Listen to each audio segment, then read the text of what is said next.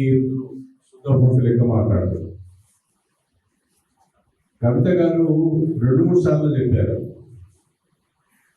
కేసీఆర్ చుట్టూ కొలువు దయ్యాలు తీరినాయి, ఈ కొలువు దయ్యాల వల్ల పార్టీ భ్రష్టపడుతున్నది, కేసీఆర్ బయటకు రాలేకపోతున్నాడని చెప్పి ఆ కొలువు దయ్యాల పేరు కూడా చెప్పింది. చాలా జిల్లాలకు వెళ్ళినప్పుడు బీఆర్ఎస్ నాయకుల పైన, బీఆర్ఎస్ ఎమ్మెల్యేల పైన, బీఆర్ఎస్ సంబంధించిన మంత్రుల పైన తీవ్రమైన పదజాలతో సాక్ష్యాలతో సహా ఆమె విమర్శలు చేస్తున్నారు. ఆ కొలువు దయ్యాలలో పల్లరాజేశ్వరరెడ్డి కూడా ఒక పెద్ద కొలువు దయ్యం అని ఆమె చెప్పింది. పల్లరాజేశ్వరరెడ్డి గారు కేసీఆర్ పత్ర చేరి ఆ కుటుంబంలో ఆ కుటుంబం మధ్య చిచ్చు పెట్టి వాళ్ళ చెవులు ఉరికి ఆ కుటుంబాన్ని అంతా చిన్నాభిన్నం చేసి కవిత దూరమైపోయి రామారావు గారి మధ్యలో, హరీష్ రావు గారి మధ్యలో కూడా కొంత గ్యాప్ ఉన్నది.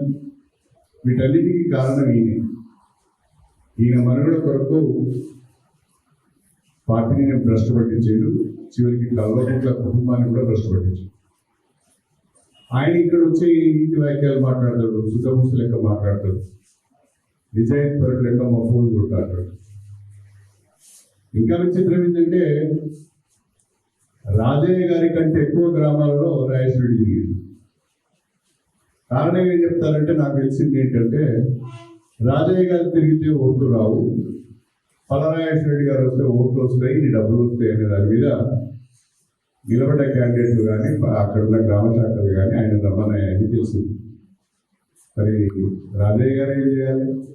గ్రామ పంచాయతీ ఎన్నికల్లో వస్తేనే ఓట్లు కూడా పోతే రేపు ఉప ఎన్నికలు వస్తే రాజయ్య గారి అభ్యర్థి అయితే మరి పరిస్థితి ఏంటి అంటే, రాజయ్య గారిని టోటల్గా పల్లరాజేశ్వరి కావాలని జీరో చేస్తున్నాడు.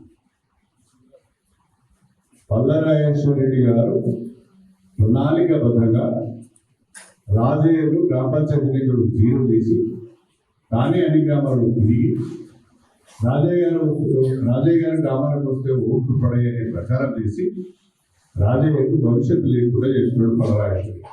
ఆయన ఈ శుద్ధపూస లెక్క మాట్లాడతారు. కవిత గారు 2-3 సార్లు చెప్పారు,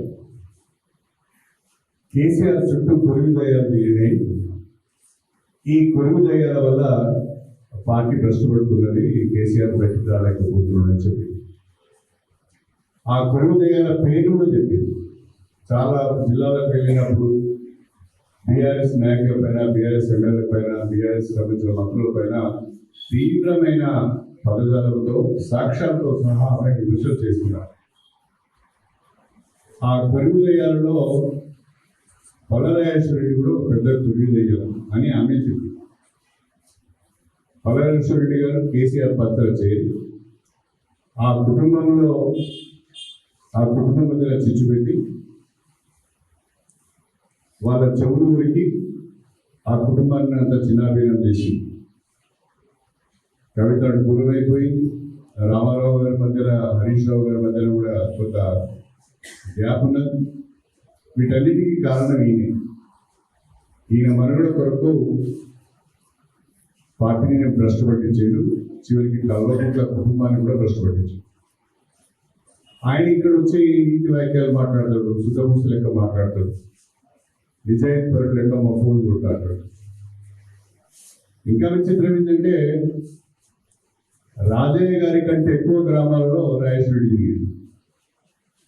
కారణం ఏం చెప్తారంటే, నాకు తెలిసింది ఏంటంటే రాజయ్య గారు తిరిగితే ఓట్లు రావు, పల్లరాజేశ్వరరెడ్డి గారు వస్తే ఓట్లు వస్తాయి, నీ డబ్బులు వస్తాయి అనే దాని మీద నిలబడ్డ క్యాండిడేట్లు కానీ అక్కడున్న గ్రామ శాఖలు కానీ ఆయన రమ్మని తెలిసింది.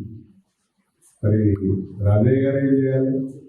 గ్రామ పంచాయతీ ఎన్నికల్లో వస్తేనే ఓట్లు కూడా పోతే రేపు ఉప ఎన్నికలు వస్తే రాజయ్య గారి అభ్యర్థి అయితే మరి పరిస్థితి ఏంటి అంటే, రాజయ్య గారిని టోటల్గా పల్లరాజేశ్వరి కావాలని జీరో చేస్తున్నాడు.